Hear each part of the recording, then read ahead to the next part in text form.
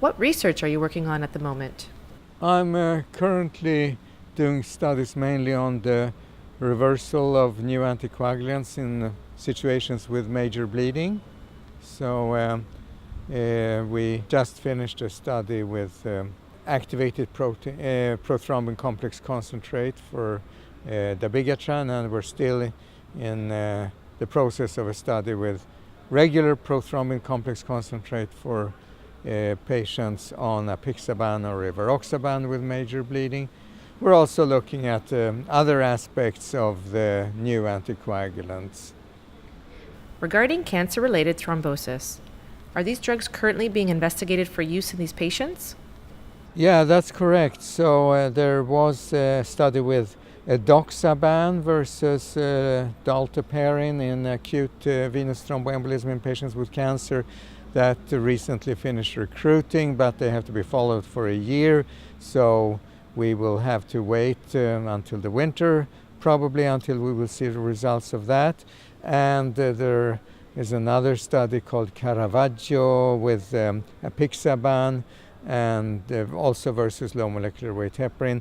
Apixaban will be immediately after the diagnosis versus edoxaban that in the Hokusai cancer study, edoxaban has to be initiated with 5 days of low molecular weight heparin according to the label. So that will be done there also. But apixaban in the Caravaggio study is immediate.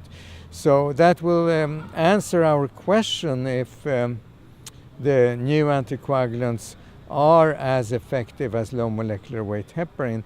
We have understood from a subgroup analysis of the phase 3 studies with the new anticoagulants that they seem to be similarly effective, at least, maybe more than warfarin, but warfarin is not the number one choice for treatment of patients with cancer and VTE, although in many countries it is the first choice because they cannot afford low molecular weight heparin.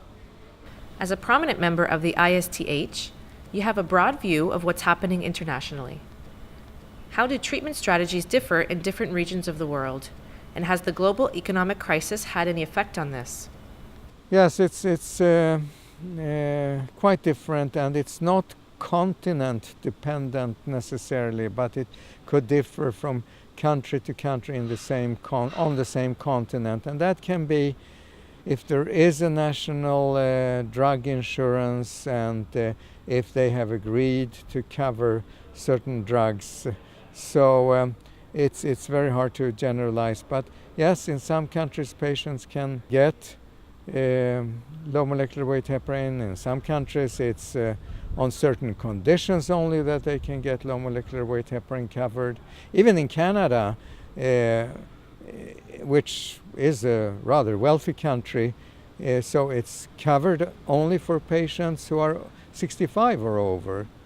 So we have to find ways to help with compassionate programs and other ways patients who have cancer and thrombosis that are younger. Where is research in the future going? Will it focus on early diagnosis and prevention, new drugs, or patient management? I think that the advances are mainly on the drug side, and that is because that's where the money is. The drug companies, they have developed apixaban, rivaroxaban, edoxaban, dabigatran. Their licenses, or rather their patents, will be running out in a few years, so they need to develop new drugs, so they will put money into research of that, and we're already seeing some studies starting with 11A inhibitor studies. So yes, I think there we will see developments. Of course, there are enthusiasts that continue to do diagnostic studies. Prophylactic studies, if it is with drugs, yes, that could also be moving forward with. So the problem has been cancer patients have a high risk of thrombosis, but they also are exposed to that risk under a long period. So they are on chemotherapy, repeated courses for sometimes a year, sometimes more. And if you expose them to the anticoagulant drug, even at the prophylactic dose, there will be a price paid with bleedings. So there also, if you can come up with prophylactic regimens that have a lower risk of bleeding or essentially no risk of bleeding, then that would be important. Do real-world data have an impact on current research?